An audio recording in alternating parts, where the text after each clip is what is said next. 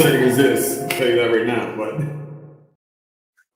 hello, welcome everybody. Welcome back to the Survivor Now podcast. Wow, hold on, I gotta adjust us to the after show. I literally did what happened last week. There we go. Now we have the after show backdrop as well. That was the pre-show. That's just a little thing that would have bothered me the entire time.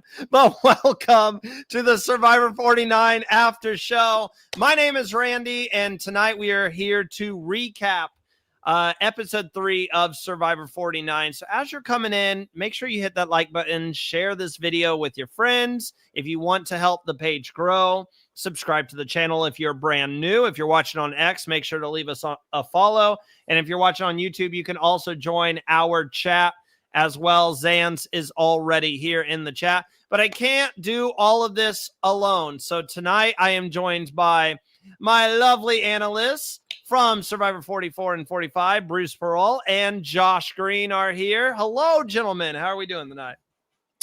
We're good. Say what we have all our complaints about, the new era and the stale format, whatever. But tonight was eventful at the very least. So there's a lot to talk about. It was definitely eventful. Bruce, how did you take in this episode tonight? how do you think I took in this episode?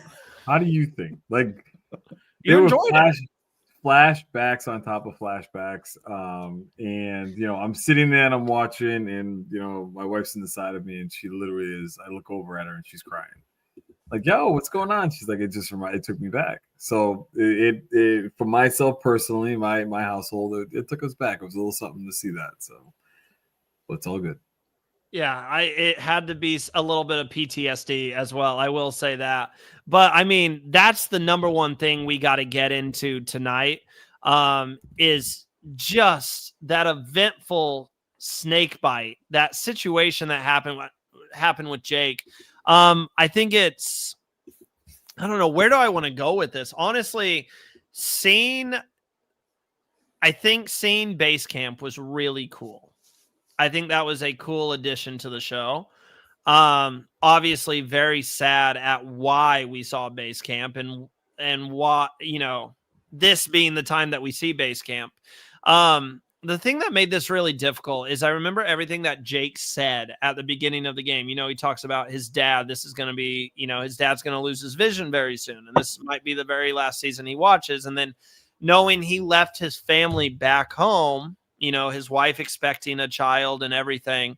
And just having it cut short like this, really, I can't imagine what was going through his mind, specifically like the fear going through his mind when he knows this is a very serious, venomous snake that has bit him. And you see everybody running around, and you could tell they were nervous. The moment they got to base camp, you immediately saw, is he breathing? Is he breathing? Is he breathing? And they immediately was like, Jake, you need to lay down right now on this. We got to go. Like, just when they kept talking about the anxiety and stuff, I couldn't imagine the fear going through his body, knowing my wife is about to give birth. Like, all those dark thoughts probably going through his head of like, what if I can't even make it back at all? I'm happy I'm talking to you guys because Bruce, being a dad, you're going to be able to add on to this. Josh, being in a similar situation, you might have an opinion on this as well. Yeah. So, Josh, I'll go to you first. How did you take this whole situation and what Jake went through in this episode? I can't even imagine. I mean, my wife and I were expecting our first kid in December. And so I can't even imagine like being on Survivor with like an event like that happening. And then knowing that had to have been like an impossible decision, right? Because he also has the thing with his dad too. So like, so much went into that decision. I mean, I'm sure he's probably gotten a lot of like opinions one way or the other about like leaving his wife and about to be born child, but that clearly was not a decision that was taken lightly by him or his wife. So like but still, like, I can't imagine like how emotionally charged that would be just being there. I feel like everything just would have to feel so high stakes. And then to get bit by a snake where it's like, oh man, I'm like, is this life threatening? Is this poisonous? Am I gonna be okay? Am I gonna have to lose my foot? Like what? all of that in addition to like, wait, I'm about to have a kid. I'm about to become a dad, and I gotta get home to like my wife and this baby. I like so much that yeah, I don't know. I mean, there's no wonder that it was so overwhelming for him, because that's just so much for one person to take in. And like, it sucks to see someone get pulled from the game like that, but ultimately at the end of the day, I'm glad that he was able to be back and like, witness the birth of his son, and be there with his wife, and that he's okay, and that it wasn't whatever. I mean, the circumstances. Did he get to witness the birth of his son? I didn't know if he made it back in time. It's a commercial break. Yeah, that he did get back in time. So yeah, it's I don't know. I can't even imagine if it were me. Like, all of the emotional roller coaster of all of that is just so much for one person to handle. Bruce, before I weigh in on, I did think it was interesting, the decision to pull him from the game, but I want to get your reaction to it. My brother adds in right here, he better be back. Zans adds in, Bruce had Jake in a Survivor draft. How is Bruce doing? And then Kimberly says, Jake will be back just like Bruce was. Being someone, you're a father, being someone who has been removed from the game and in that frustrating situation, how did you take Jake's position tonight? It was a little personal mentally, because having gone through that, and it's no joke when they bring those people out there and the guy came running, is he breathing? I just kind of thought to myself, like, wow, like that's pretty traumatic. If the venom had gotten into his system, this, that, and the other. And Jeff saying it was 10 times worse than a rattlesnake bite, like that's insane. That is craziness. And having been in a situation like that, meaning that he was just sitting there chilling. And, there were times when I was in the water and I would be sitting there swimming around and I'm like, wait a minute, nope, there's stuff here, I'm getting out. And I just would get out of the water. But 90% of the time, you don't even think about that. So for him to get bit and, kind of, you don't really know what's going on. And they said something very, very, that stood up in my mind a little bit, because after I got hurt and I went back to my mat and I'm sitting there and I'm rooting everybody on, this, that, and the other. And then all of a sudden the adrenaline starts coming down. He was going through the same exact thing with his foot. He had adrenaline the entire time. He's being rushed out of the game. Like it's flowing. Then all of a sudden, when you start to like come down, the pain really starts settling in. And, the people that think that this is just some bullshit game, it's not. It's more than that.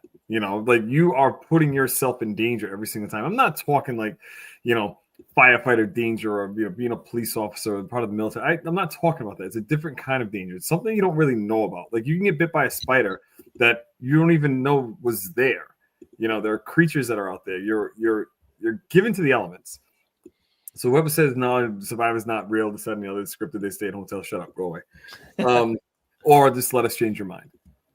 But my thought when I got hurt was, and just like his thought, this game is not going to dictate the rest of my life, meaning that I'm not going to sit here and have a neck injury, this, that, and the other, potential brain swelling because I hit my head, and I just want to tough it out and stay in the game.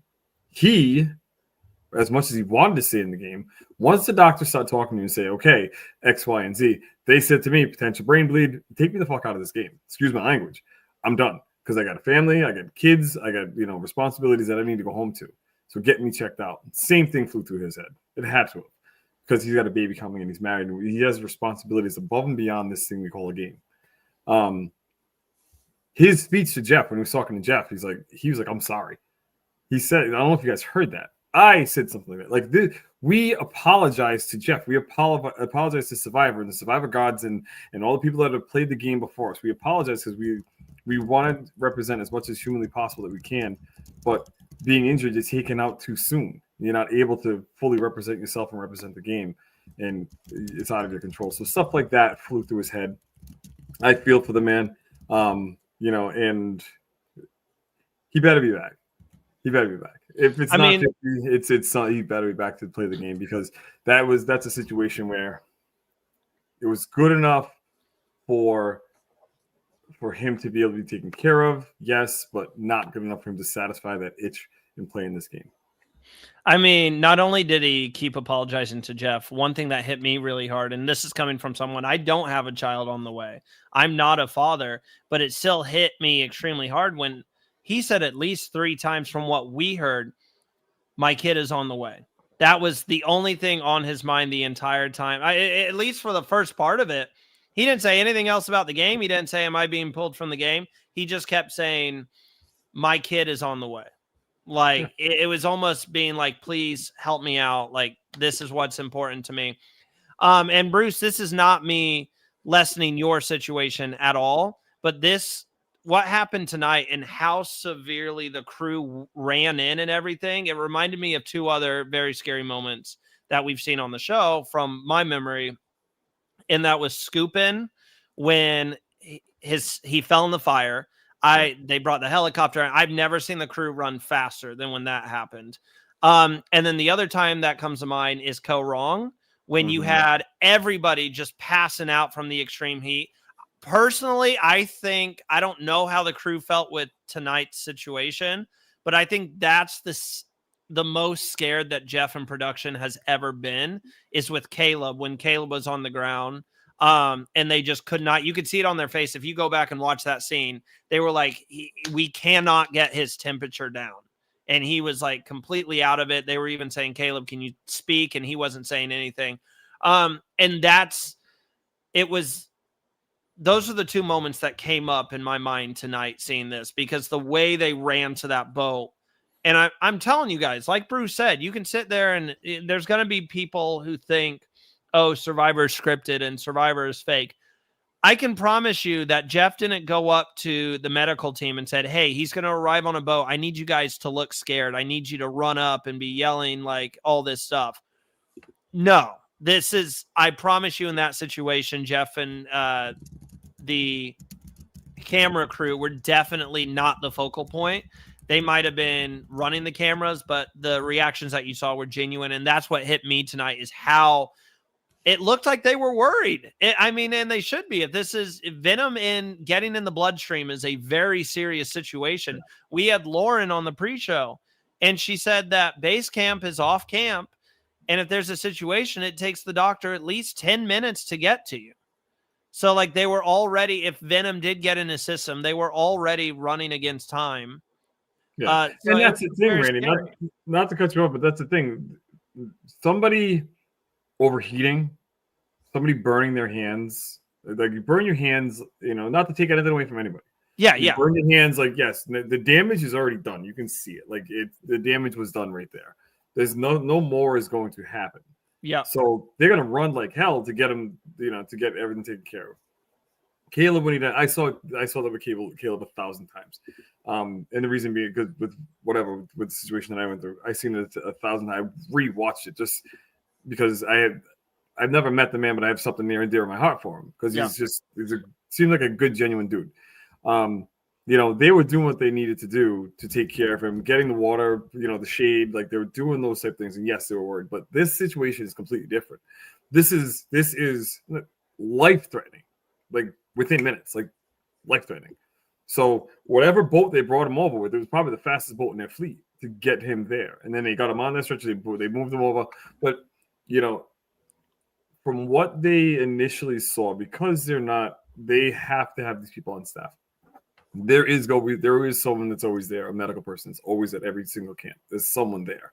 They're just in the background. They assessed the situation because of what he was going through. And I don't know what the severity of the bite would have been if he would have gotten venom in him, like how it would have been at the very beginning, like tingling, this, that, and the other. They would have put a tourniquet on that leg and they would have held that shit down so that there was no blood flow going through. And then everyone would have came to him. They wouldn't have sent the boat. They would have came to him and then taken him out via helicopter, probably from the beach. Like, that is absolutely life-threatening. So, not to minimize it, but they did what they needed to do to get that man safe, to make sure that he was good, to give him the fluids that he needed, and then the oxygen, and get his baseline figured out. That's their job. That is absolutely their job, because they think human first, game is second when it comes to a situation like that. So, it's just my heart goes out to them. The medical staff is absolutely awesome. I will always praise them for how quickly they do get to you if there's a problem going on. And also, the guys on the boom, the cameramen, they got an eye on you as well. They have to. Obviously, they're recording, but they have an eye on you as well. Like when Jake passed out or whatever, I got nudged by somebody trying to get to Jake. You know what I mean? So there's always somebody there, and everybody's always looking out for the best interests of the players because we make the show, and they don't want to see us get hurt. They don't want to see anything bad happen to us. If it happens, they're on top of it. And I will go ahead and pre-state before I make this statement that when I say this, I am not questioning their decision to take him out of the game. I am not questioning the Survivor medical team. They are some of the best in the business. So with that statement being out there, I was confused why they took him out of the game. I think this is one of those unique scenarios that let him sit out of the challenge, give him, I get with the shorter game, they probably didn't have the time to do this, but I wish they had the time to, let's let tonight play out. Let's push some things back and see how he's doing in the morning. Because if it's a non-venomous bite, he's going to be okay. I get the concern with all the fluids he's been taking. He needs to be watched, the adrenaline. We don't want to send him back out there with no food and then him pass out immediately, and then we have a bigger issue. I get that, but I think it would have really benefited Jake and, the rest of the players in this game, certainly the Keeley tribe, if they kind of took the Australian rules here where we'll watch you overnight. If you're good in the morning, we'll let you go back in the game, because that was a little bit confusing. It's not, he's going to be fine. Why is he not going back in the game? I get his adrenaline's high, but put him back at this point. I agree with their decision. I do 110%. Just because you don't know, you have no idea, and it's they're doing what's in the best interest of him. And he's probably, if they said we have X, Y, and Z, not even X, Y, and Z, we have X and Y. X is you'll be fine. Y is you're gonna get a reaction somehow, some way, and you're gonna be in physical danger. Him as the player, him as a human being is gonna be like, no, fuck this, I'm out. I don't need it.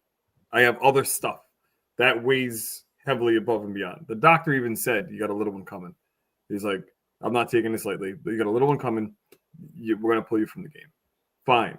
Now you pull him from the game. He has, and I can only speak for myself, I had two people with me, two medical people with me to sit there and say, Bruce, are you okay? Checked on me all the time. Bruce, are you okay? Bruce, let's go for a walk. How's the light? This, that, and the other. Going through all that stuff. You're not going to have that sitting there overnight. And God forbid anything happens and you fall asleep and don't wake the hell up because there was a trace of venom in there that just got you. At least you have someone checking on you. For him with this scenario, probably every 15 minutes for the first 4 hours. Checking on him, make sure he's okay. Bring him to the hospital. They just sit there and just stare at you the entire time. So that was I fully 110% agree with the medical staff. I was even reading stuff on Twitter. People were saying oh, they're here. Survivor soft. Shut up. It's not. Okay. There's more important stuff. I get that too. There's more important stuff than a game. Josh, were you surprised at all when they said it was a drive-by? Look, we can't put you back out there just because of everything you've been through. This is a drive-by. I'm sorry. I'm looking. It was a drive-by. Now I heard drive-by too, and I'm like, I guess that's one way of putting it. It was a snake drive-by. Yeah, I was a little. At first, I was like, okay, if it was not venomous, can they just put him back in the game? I don't know. I mean, I get that you don't want to mess around with that sort of situation at all, but I don't know. I mean, I don't know. Maybe it would have been more clear if they spelled out what treatment needed to be after that. I mean, they did say about a lot of rest and relaxation and getting food and water and fluids in him. So that all makes sense. So yeah, it makes sense. It was a pretty serious situation, and I think, yeah, I don't know. I mean, I almost wonder if the fact that he had a kid that was about to be born was almost extra incentive to be just yeah, let's just pull it. Yeah, it definitely could have been, and we never like to see medical evacuations on the show. We get the drama that it brings, but I think I can speak for everyone, at least the people who we care about their opinions, in the sense of we would love to see the show never have a medical evacuation. Like we never want anyone to go through it. So it was unfortunate. And I really like Jake as a person. He's reached out several times and said he likes the work that we do on the podcast. He's been a fan of the show. So it was fun watching him. The shoe bandit is no more.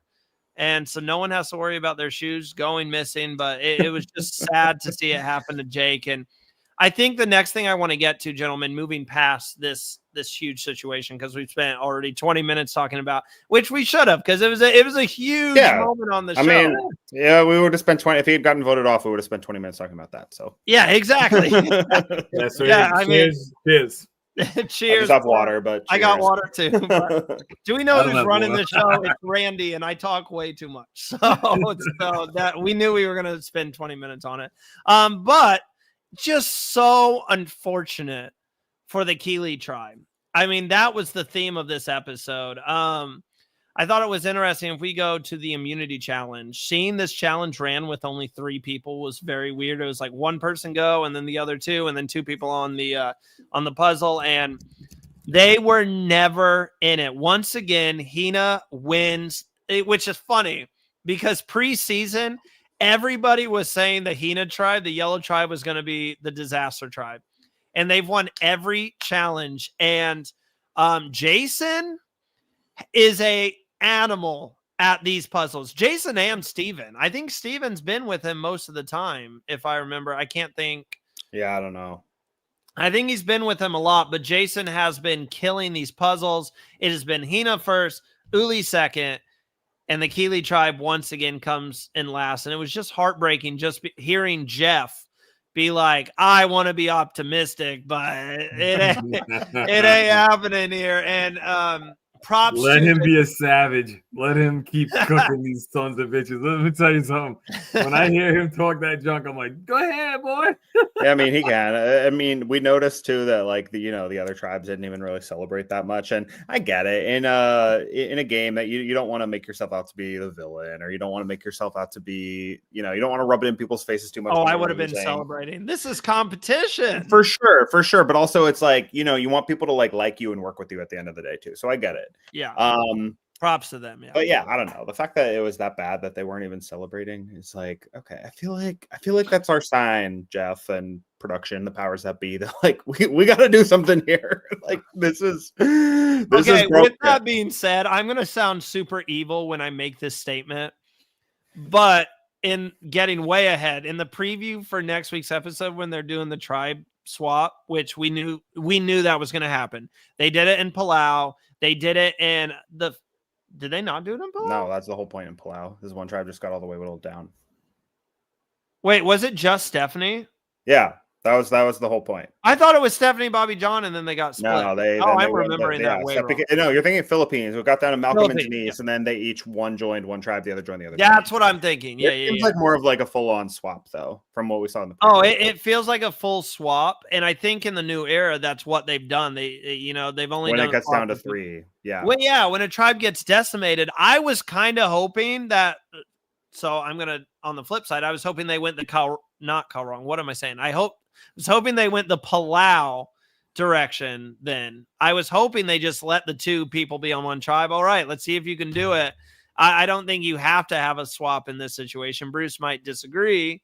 I would have loved to have seen a swap right there on the freaking mat. That's what I thought they should have done. That would have been freaking amazing. Because think about it, when they get to 3, that's what they've been doing. Is yes, there's 2 people left. Boom, let's make a tribe swap. All right, so now we're a little early. Hey, guess what? Take a buff, and then find out where you're going. And now you guys fight it out. And well, doesn't Survivor before that, because of legal reasons, they have to have everything planned out? Or no? Is that something they could do and be like, yo, why don't we do it? They can do it. Now, they can, because if you really think about it, all right, so medevac, boom, 3 people left. Okay, production, they can literally sit there and say, we can speed things up a day, or we can speed things up 2 days. And then, because they got to think about it, a gigantic whiteboard with all the magnetic pieces all over the place, and they're more than likely doing that behind the scenes. Like, okay, what we're going to do, this challenge is this. Oh, we got crappy weather coming. We're not going to have that challenge. Let's go over to this challenge. Like they should be able to. Okay, so they will adjust. I want them. That would have made so much sense to do a tribe swap. Specifically, it's like if you look at how the season has gone, this tribe is losing everything. I don't think after losing their strongest member, they're going to come out here and win another win a challenge all of a sudden. That would have been the perfect time to do it. Yeah, and it would have been nice. Let's just say they did win. Oh my God, this is what Jake. Oh, it's amazing. That would have been great. That's what they wanted for sure. Yeah, but it's when you every piece of the puzzle is blurry and upside down. I don't know what to tell you. Bruce, are you celebrating in that moment, or are you staying quiet? Listen, it's a game of Survivor. It's a social game. If you want to be like, woo, turn around, everybody else got the head down, like, oh shit, my bad. No, what I really would like to see, I really would have liked to see, and I feel like I'm cursing a lot tonight, so I will try and slow that down. But what I would really like to have seen is everybody go over and give that damn tribe a hug. Yeah, one of you ain't gonna be here, but you know what? There you go. I wanted to see someone throw the challenge. Last time with the Joe and Eva moment last season, they needed to go and give special permission for that. So I feel like there might be rules around not being able to give people hugs, but also that's the sort of thing where production needs to get over themselves. Jeff, try and stop 12 people. I know. I know.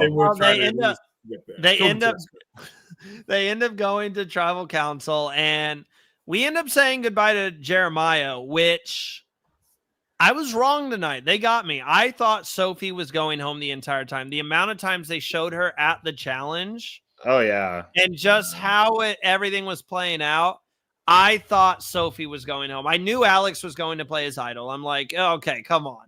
Like, why would you not play it? Absolutely play it.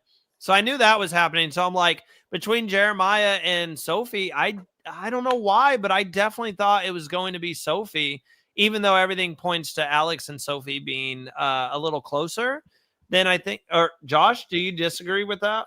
Oh, no, I definitely thought Sophie was going to, for sure. Yeah. I didn't really. Yeah.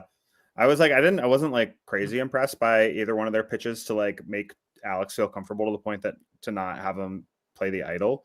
But I thought for sure, he was last episode, he was a lot more suspicious of Sophie, and this one seemed like that too. But I don't know. But Jeremiah did kind of have pre-merge boot energy, just from the last couple episodes, the way he was being portrayed. So from an edit wise, leading up to this, Sophie seems to be someone that they've been building up more, and Jeremiah was not. So I could kind of see it from a broader perspective, but in this episode, I thought Sophie was cooked for sure. I think the last question I want to ask about this tribe, the Keeley tribe, before they get split up next week, which we don't know. They could end up being on the same. We don't know how it's going to play out. But for the fun of it, let's say it's 1-1 on each tribe. Whatever tribe loses, do you expect them to immediately be the easy vote, or do you think it's not that simple? And because so far in Survivor 49, it's been a very simple, straightforward season. I don't think that's what happens. I think he said everybody drop your buffs in the preview, and I think we saw people from all three prior tribes wearing yellow buffs. So I don't think that's what happens. So if they're not, there's no way that, because Randy, the way that you said it is kind of confused me. And I think they're going 2 tribes. I don't think they. They better going 5-5-4. That would be so dumb. I think they're going 2 tribes. How many people are left in the game? 14. So it'd be 7-7. That's what they better do that. I think that's what they're doing.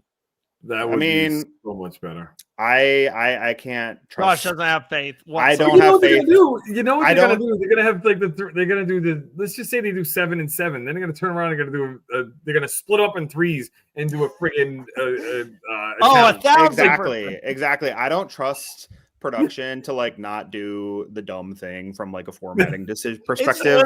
They do not. They have lost my trust completely. There have been so many in front of them. There have been so many slam dunk formatting decisions to make in the new era that they haven't done. So I don't trust them to do anything. So even though it seems super obvious that this should be 7-7, I don't until we see the press photos for next episode or the episode actually airs. I do not trust them.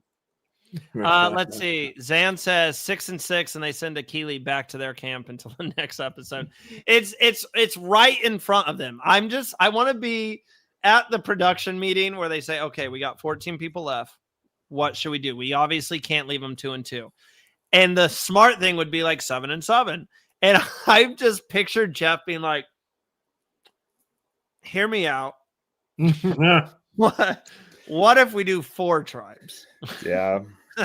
Like, I just know, like, it's right there. You have to know the fans want 2 tribes back. You have a chance. They've known that forever, though, and that doesn't. What pisses me off even more is you have a chance. 49 was filmed before 50. You have a chance here because the Survivor gods are trying to give the fans what they want.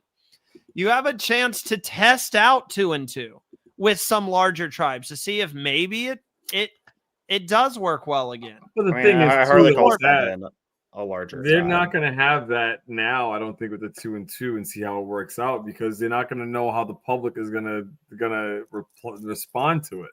You know what I mean? So now if they do the 7-7 and then they do it for 57-7, and then they have 2 seasons to take a look and say, okay, so when we air season 51, we tape season 51, we might as well just kind of give now the fans what they want. They're not going to have any feedback or reaction at this point in time until next week when everybody either throws their hands up or it's like, all right, here we go, the same old crap again. Like, what are we doing? You know, like somebody had made a comment that I had watched today, you know, had Jeff's voice in the background, you know, Survivor's always evolving. And then it just went bang, bang, bang, bang, like 3 seasons in a row of the same exact thing. So it's like, I think that the bag of tricks, if you think about season 40 kind of made it a little bit old school because you had old school players on there where there was more physical, where they're fighting for things, this, that, and the other. So they had that, but then all of a sudden they went to 41, new format, new this, that, and the other, no more coming guys, like all that other stuff, like, you know what I mean? So they're going to test. They're doing the test with 49 and 50, and then hopefully they go to 7, and then, you know, going forward from 51 on, you know, they'll get back to the 2 tribes. Something tells me we'll be right back here next week, gentlemen, complaining about the outcome of. I'm not complaining. Give me some anyway you give it to me. I think, yeah, and I think it will be clear. Like when they release the press photos for next week, I think it'll be clear. They usually figure out like who the swap tribes are. Currently checking Instagram to see if All Winners Survivor has already. Yeah, it'll be probably sometime tomorrow or Friday at the latest. But yeah, one thing though, before we move on, while we're still talking about this formatting stuff, like I want to highlight Melissa's comment saying like that she's surprised they waited to update the Blue Tribe until everyone was together. I agree, and I also I hate that like that they gave that they had. This is like a huge moment. That was a brutal loss for Jeremiah and Sophie and Alex, and doing that in front of everybody else is. You know, if they had done that, whatever, but having them receive that news and then immediately go run a challenge when they're already down 6-3 and not have them swap. We already talked about how this was swapped, so like we don't need to rehash that. But like having them do that is brutal. Like, and I don't know. The game's never supposed to be fair, blah, blah, blah. But like that, like, how are you supposed to just bounce back and win when you've already, like, you have no food, you have no fire, you've been like getting depleted so much, and the other tribes do have like a little bit more. They, you know, they at least have like fire and food and stuff. That just sucks. I hated that. I think they should have given them their moment to like receive that on their own and then come in knowing the news about Jake before they announced it to everybody else. Bruce, you raise your hand. Bruce, do you have something to add in? Yeah, so I'm just trying to figure the timeline now.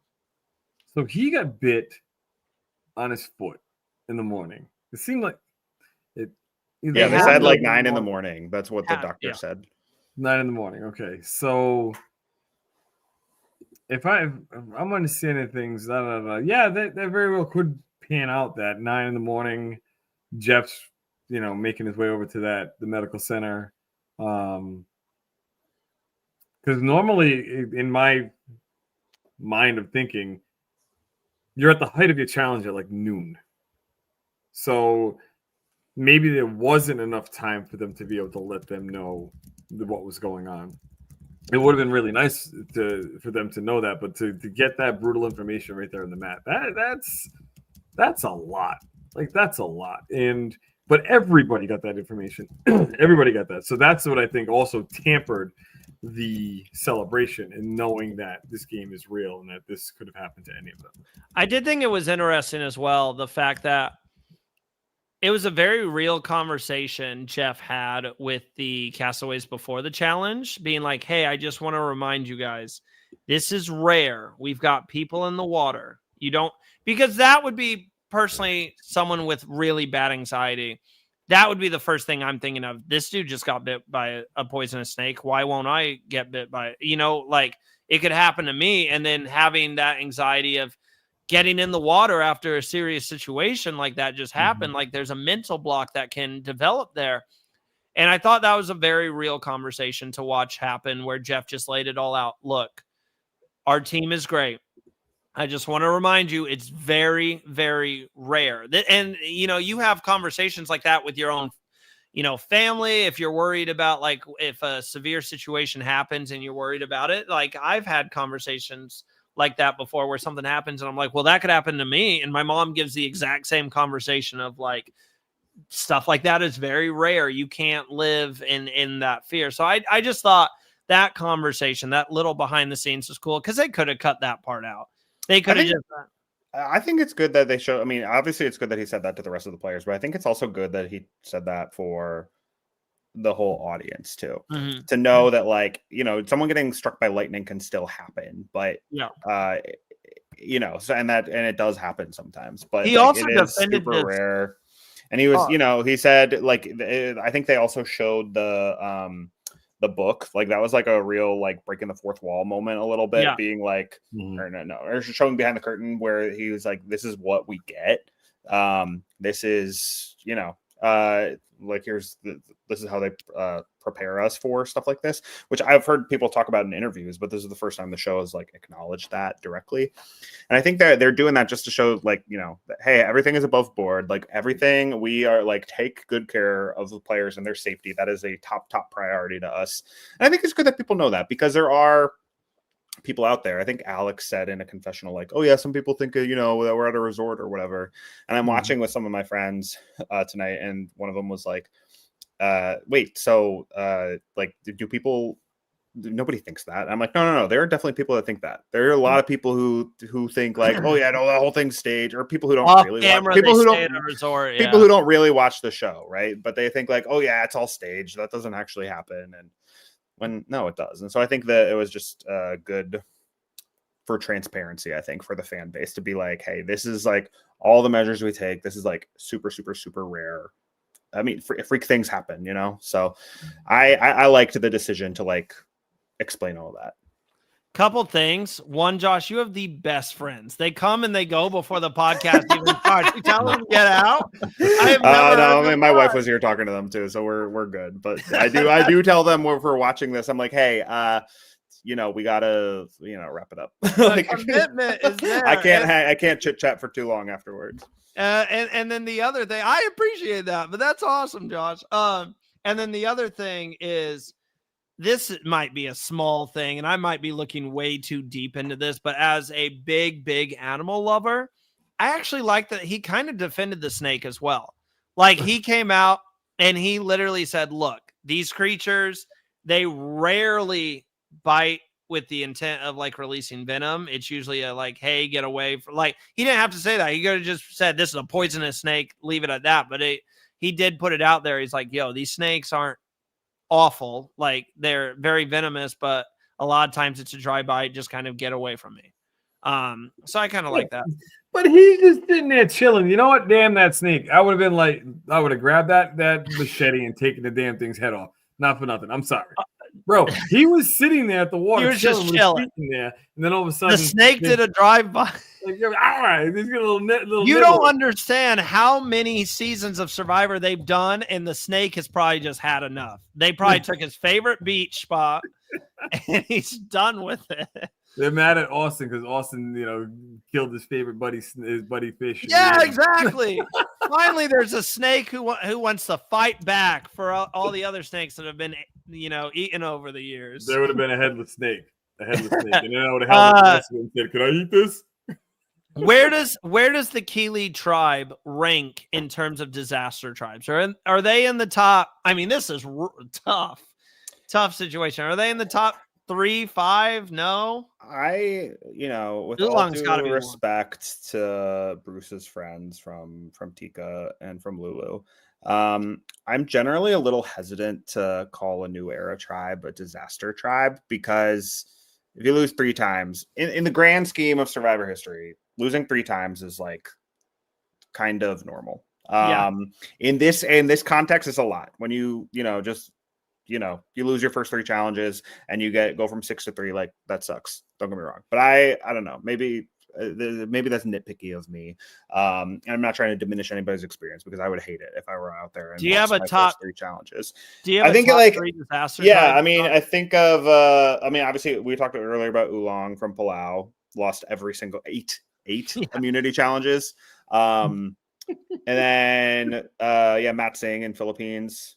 I don't know, but I think there are some, like if we're looking at these New Era tribes, ones that like literally lost everything. So like the Lulu tribe from 45, that one is pretty. They were only together for 7 days, only 3 episodes, so like the scope was like smaller. But they were a mess. Yeah, they had 2 people quit. Like people like losing their votes and like not. It was. That first episode, I remember the 45 premiere was crazy, because like both Brandon and Emily seemed like such a mess. And it was like, oh man, both of these are going to be like such disastrous first boots. And then Hannah quits. So like that one. So I do think that, given what I said about the New Era stuff, I do think Lulu does kind of take the cake for that. But up until now, this Blue tribe, they're down to just 2. So I don't know. They could be, I would say probably like top 5 disaster tribes like of all time, I would say. Yeah, we got to do the research now and have a whole separate podcast talking about disaster tribes. But we're going to take a quick break. When we come back, this might be surprising. There's other tribes and other people on this season other than Keeley. We had a Beware advantage found tonight. We had some interesting conversations. We will break it all down as soon as we get back.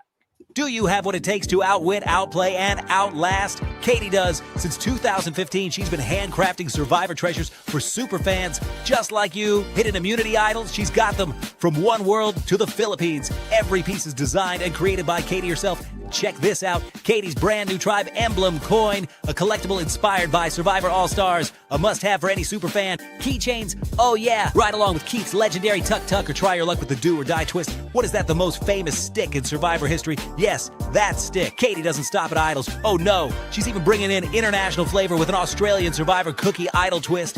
Idol nullifier, safe or not safe, she's got them too. How about something you can actually wear to tribal? Katie's Survivor earrings are hot right now. Want your idols on the go? How about keychains? Take your tribe with you everywhere. And don't forget Katie's most famous Survivor product, Survivor trading cards. Fans love them, and so do the players. With over 500 cards and full stats on the back, you can collect your favorites from every season, including the full jury from Survivor 48. Katie Tedesco Art is the Survivor super fan shop, made by a fan for the fans since 2015. Check it out now on Etsy.com and follow her on Instagram at Katie Tedesco Art. Thank you once again, Katie Tedesco, for being a sponsor. And I got the new bracketology ad, which I need to be adding, so we don't have to listen to that ad every single episode. Everyone should have it memorized by now. But yes, once again, Katie Tedesco makes some incredible stuff. Let's see. Zan says, voiceover for the ad is so good. I could watch this for hours at 3 a.m. like back in the day. Yeah, it's such a good ad. And then Roy says they didn't have a machete. I think talking about, so you couldn't cut the head off the snake. A rock. You're just gonna smash the head of the snake. He could have taken somebody's shoe and just beat it enough. Oh my gosh.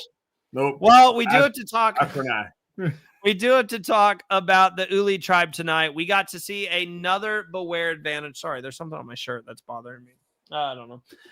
Anyways, we got to see another Beware advantage found, this time by the Riz God. Also, a big thing for these tribes have been going out to look together, because we saw it with the Hina tribe as well. And we saw MC find the beware advantage for the Hina tribe this episode. So we had the first couple episodes where advantages were kind of taking a back seat, which were really nice. No idols were really found.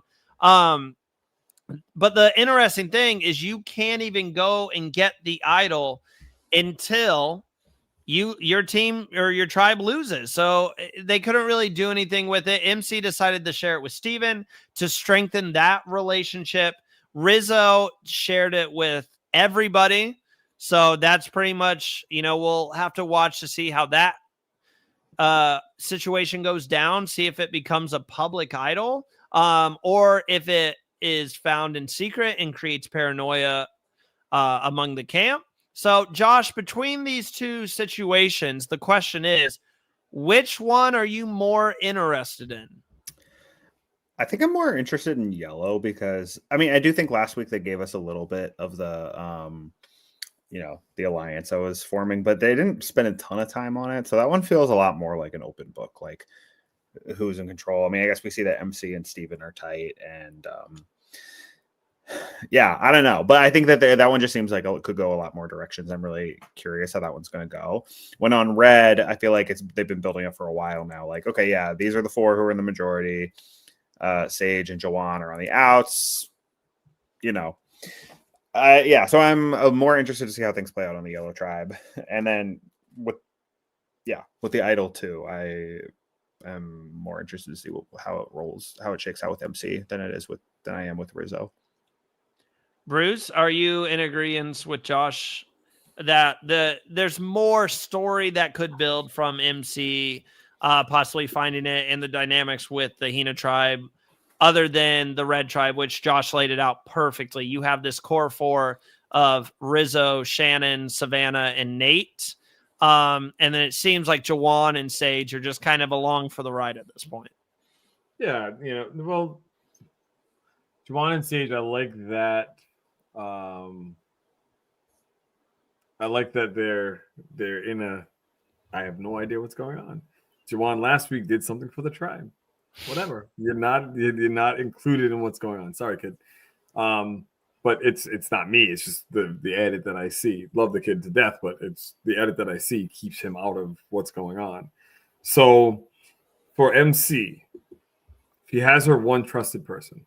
So hopefully that one trusted person, and Steven, can keep his mouth shut, and they ride this out together.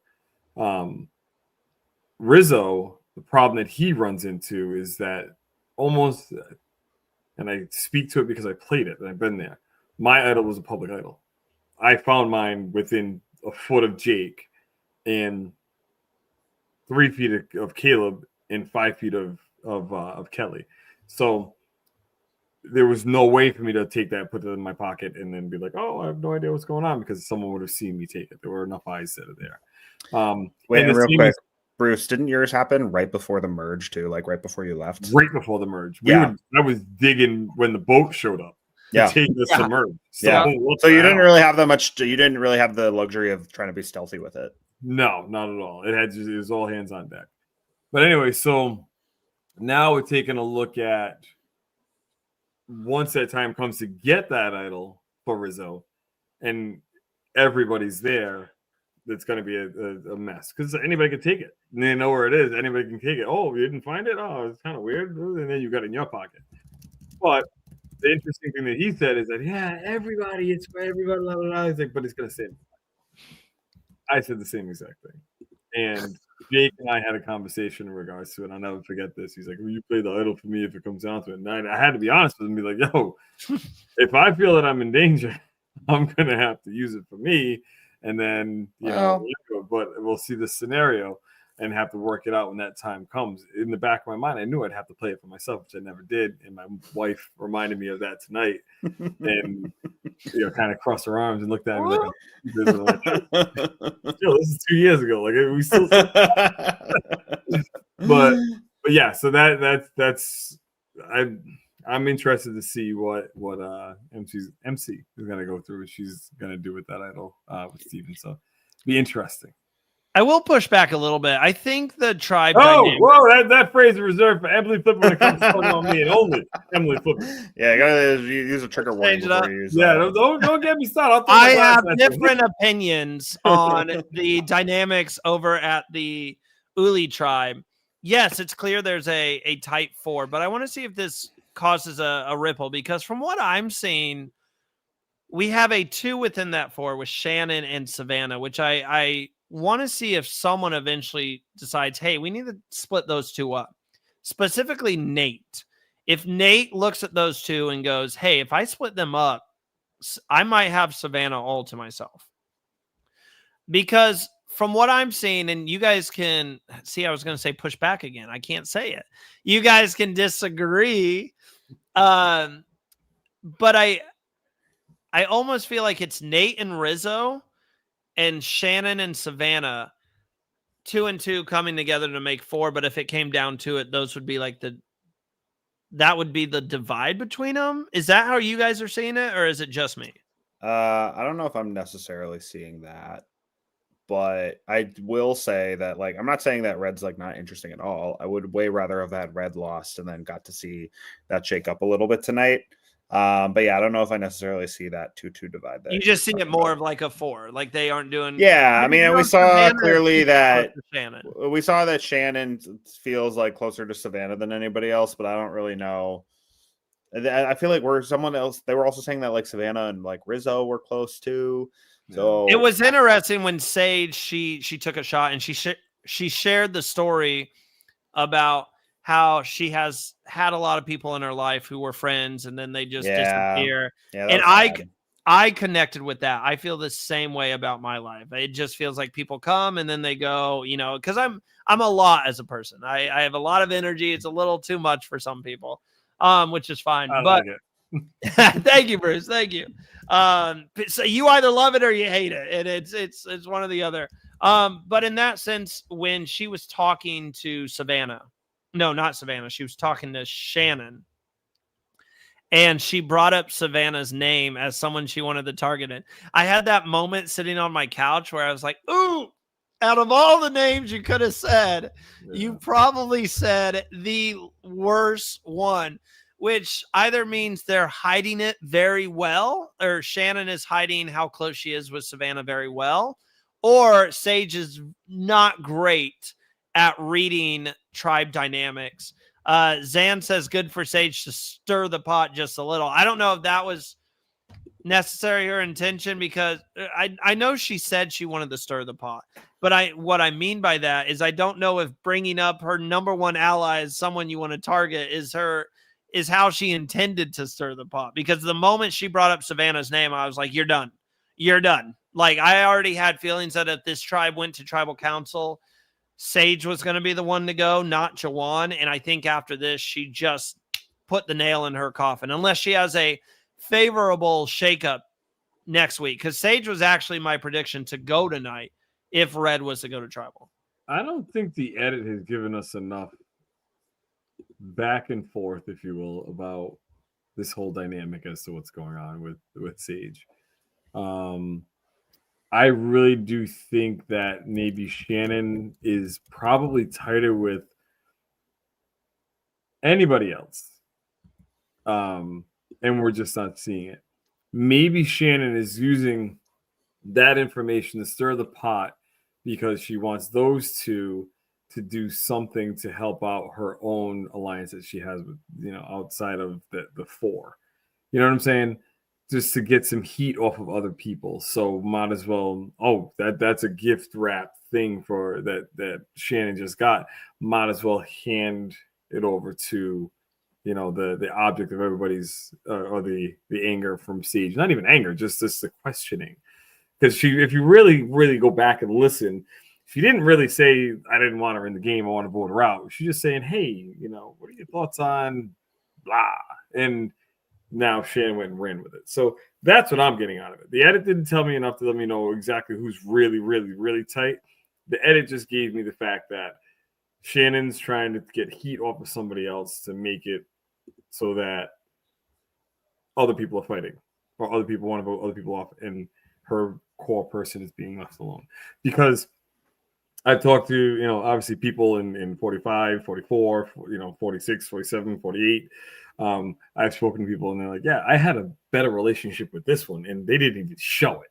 They showed nothing, so that kind of that this is the turning point for that, where it leads me to believe that there's some editing trickery going on here. Josh, anything to add on to that? Not very. I mean, yeah, just agreeing with what Bruce says, and that there's a lot of close relationships that they do show and don't show or highlight for different reasons. So we don't want to read into that like too much. All right. I won't read into it. I'll take your advice, Bruce. I won't read into it. He said that was the nice way of being like, Randy, you're looking too deep into it, my dude. I mean, I don't know. We'll see. Like, it's all just like speculation at this point, Yeah. Because none of it has any real stakes for any of them yet. But we'll see next week. It'll all. Well, actually, no. I mean, they're swapping tribes, so maybe the original dynamics of those tribes matters. It matters, but it doesn't. But yeah. The whole which tribe are you more interested in with the dynamics? It doesn't matter because it changes next week. Gentlemen, it might be a pretty early night for us. Did I miss anything on this episode? I think we could talk a little bit more about like I don't know, it almost seemed like a prisoner's dilemma between like Alex and Jeremiah and Sophie, of like, or more for Sophie and Jeremiah, I guess, of like, okay, do we try to convince Alex to play his idol? Do we put our votes on him, or do I like pivot, vote for the other person? Like, it was not, I mean, it was within the realm of possibility that we could have seen like a 1-1-1 vote tonight based off of like, how they each decided to go. Yeah, I don't know. I think it was like lots of interesting decisions going around. Like I don't know. I think I applaud their efforts. That's one thing. I applaud their efforts. I applaud the fact that they didn't just go back to camp and say, well, he's got an idol. It's you or me, buddy. They were like, what if we try to do that? So I really applaud that, because we've seen that before. When someone has an idol and someone it's one of us.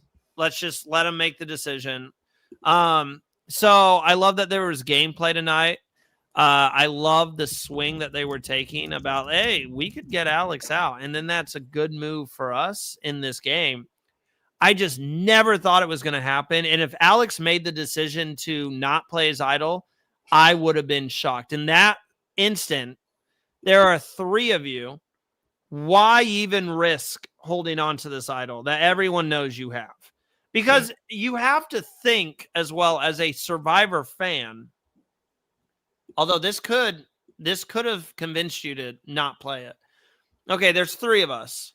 After this tribal, there's going to be 2. There's going to be a tribe swap.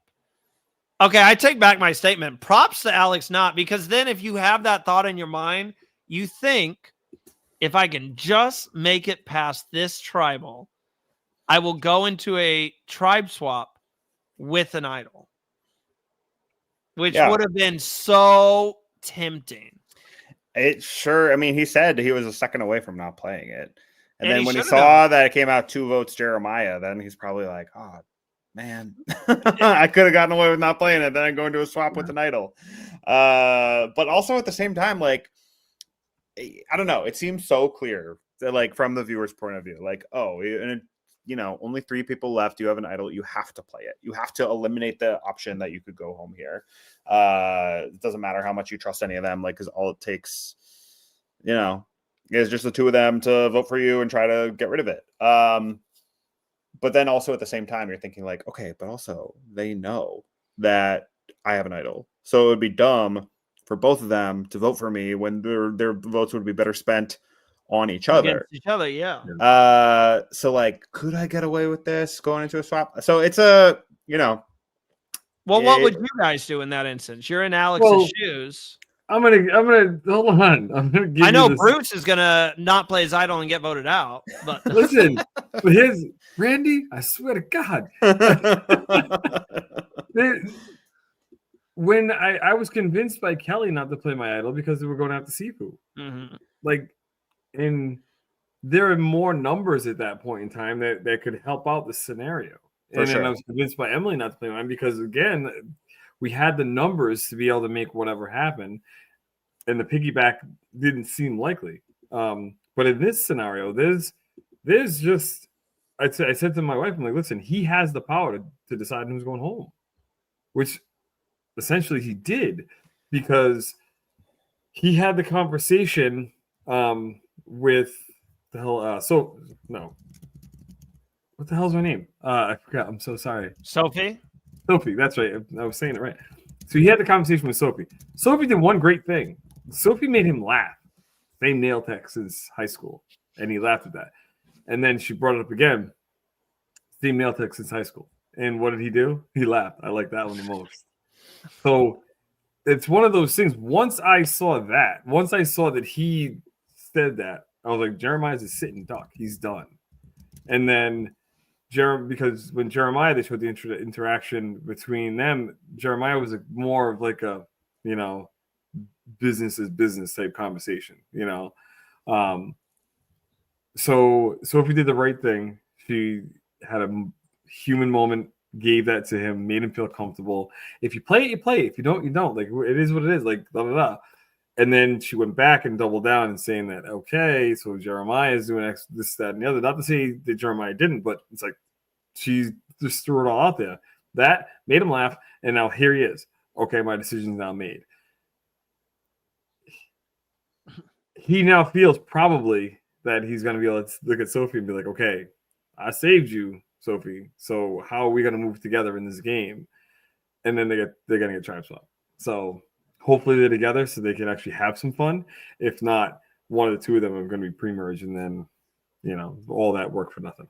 Well, there's 14 people left. They do what? Mergatory at So they've been doing it at 13, but they probably will do it at 12 since they got rid of 2 people in one episode and it's still only day 7. They probably will do it at 12, but since 45, they've been doing it at 13. It wouldn't shock me if they do one more, if they do like a weird vote next episode, and then they do the Mergatory. And then they would do that as early as episode 5. They don't want to do 7 and 7. We'll see. I'm praying. I'm literally going to go to bed tonight and pray. Please, for something that already happened at the foot of the bed 5 months ago. Please tell me Jeff Probst did not fuck this up. Yeah, honestly. Well, I just want to say one thing. We have 124 people watching right now. Thank you guys all for being here.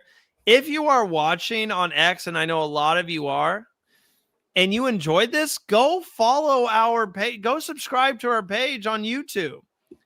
We have 5 episodes a week. Share this video with your friends. Say, yo, you got to go check out these buffoons. They're doing some great stuff over here. Like this video, subscribe, all of that good stuff. I got to show you guys the schedule for the rest of the week here. We have a great week. We got some more guests lined up tomorrow. Kara and Avery. Avery is finally back on the podcast, as far as I know. They will be doing Survivor Social with Survivor 41 castaway Tiffany Seeley. Definitely want to be here for that. She is an icon, amazing queen. She's a good time. Tiffany is awesome. So she'll be here tomorrow to talk about that. Friday, the boys, Josh and will be doing Survivor Stock Watch. I know their rankings are a mess after this because Jake's out, and now we have a tribe swap coming out. So it's going to be very difficult. And then Saturday, got something for you, 3 p.m. Eastern. Josh Wilder from Bruce's season is going to be on the show. So it's always a fun time when he comes and joins. Got something for you. I'm sorry to interrupt. I need to get, and I don't know if this happened on other medevacs, but I need to get some kind of reprieve here because my boy got medevac. He's on my team. Oh, yeah. This does not help me at all. I forgot to post the standings last week. We're going to post some updated standings tomorrow, so make sure you're following our Instagram page. But is that no, that's your first, Bruce. You're fine. Because no. I'm gonna huff and puff and blow this damn house down. Ollie lost somebody, and then who lost someone last week? He got voted out. I should get at least 140 points. Just because they got medically evacuated. Josh lost someone last week, and then you lose on. Yeah, and so far the standings are going to be super close. There's one other thing I don't want to spend too much time on. This is the one time I'm going to say before the end of the season. But I told everyone on the pre-show I would discuss it here. If you guys did not see the post on Instagram, I will be stepping away from the podcast at the conclusion of 49. Like I said, I don't want to give a long-winded story. We know I'll sit here and talk 20 minutes about why, so I'll give you the short answer. And the short answer is I'm taking all the energy and stuff that I've put into the podcast over the years, and I'm putting it towards acting and modeling. That's been a lot of my time. Just today, I sat at my computer all day, and I was applying to talent agencies outside the Midwest. And I was applying for social media job positions and taking the skills that I've learned through this podcast and trying to contribute it to my personal life. And there's a lot happening in my personal life. I've been talking for 10 years about trying to move out of Indiana to pursue acting and modeling. And I haven't done it, to the point where every time I bring it up, I'm going to move this year. My friends are like, yeah, okay, Randy, sure. And it's something that I really need to do if I'm serious about acting and modeling. So there's just a lot of time that's going to go into that. And this takes up a lot of time. It doesn't mean I'll never be on the podcast. It certainly doesn't mean I want the podcast to end. That's the last thing I want, is for this podcast to end. And I think in a scenario, if everybody was like, all right, I'm bowing out, I would have to like jump in, unfortunately, because like this community that we've created with you guys has been incredible. I've been doing this since Survivor 41, and to see where it's at now compared to when I sat at my kitchen counter, I remember the exact moment. I remember what I was talking about. I was talking about like, oh, hi, my name's Randy. This is a Survivor podcast, with like cheap little headphones. Yeah, it's come an insanely long way. This is not an easy decision, I promise you. I've been talking about this for months now, or a month. Weeks now, a month. I've been talking about this.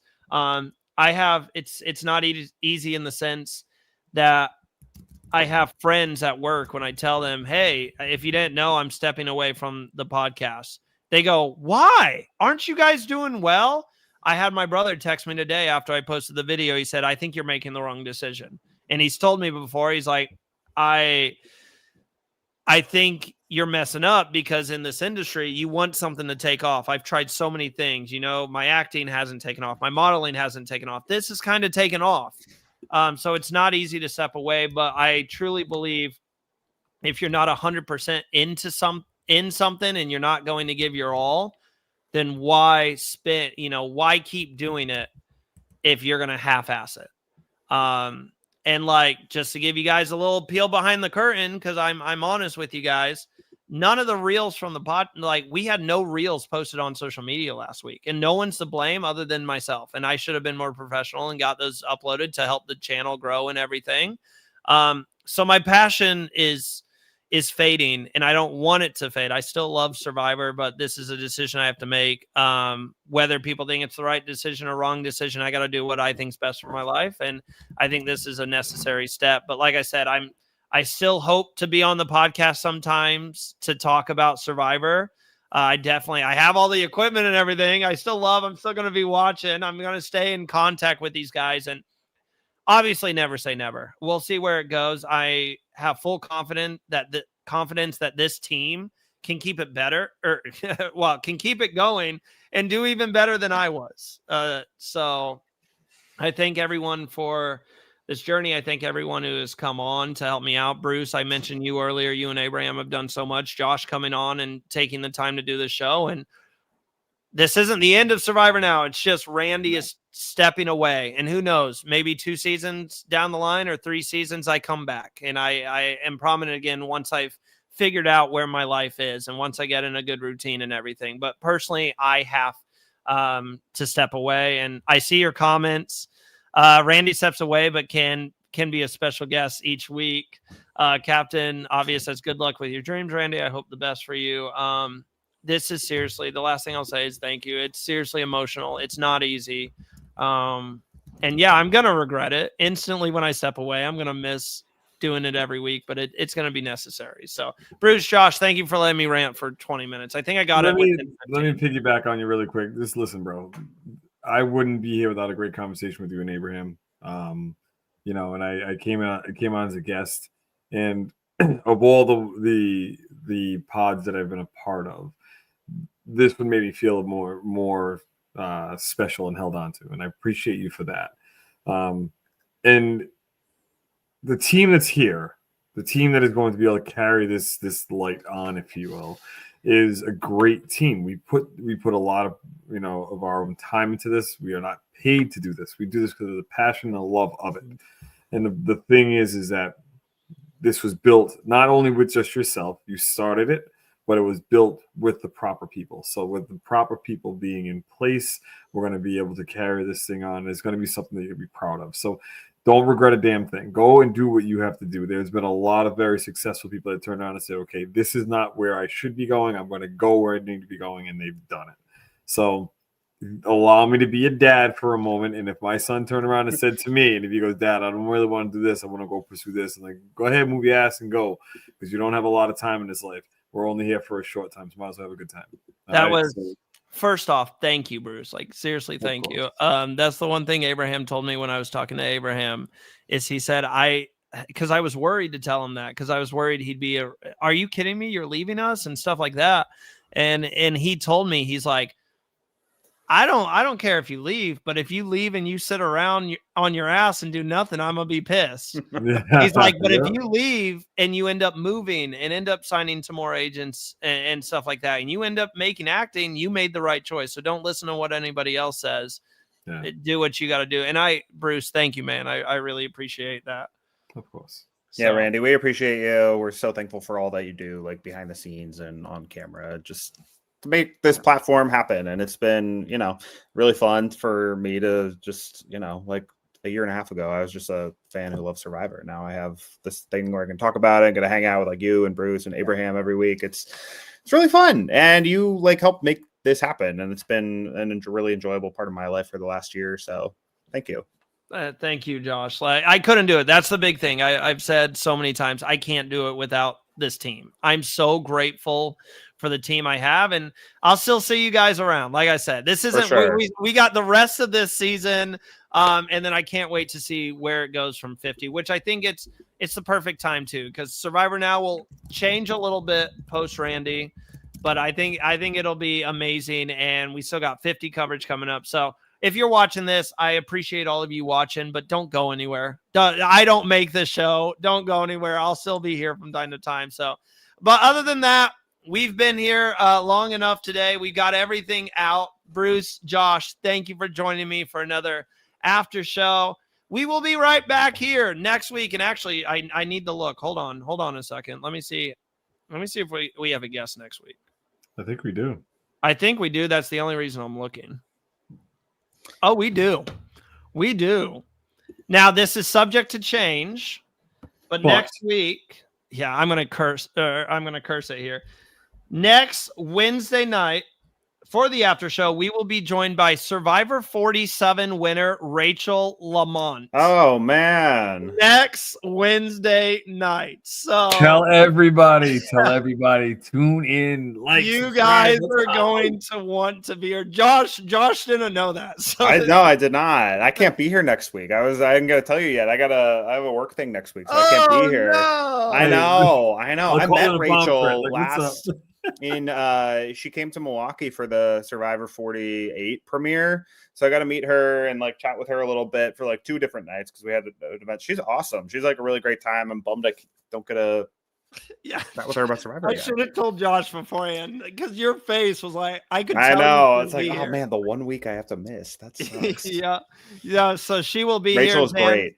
I like this comment as well. Yeah, I used to watch our HAP, but the energy I saw here to create something swept me up, and I haven't gone back since. Thank you, Zans. You one of the originals. So if you enjoyed this episode today, make sure to hit that like button, share it with all of your friends.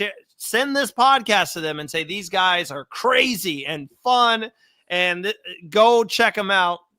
And make sure to hit that subscribe button. Check out all our content, survivornowpodcast.com, and follow us on our social media at Survivor Now Podcast. We will be back next week with a very special guest. Hopefully, I didn't curse it. Catch you guys next time.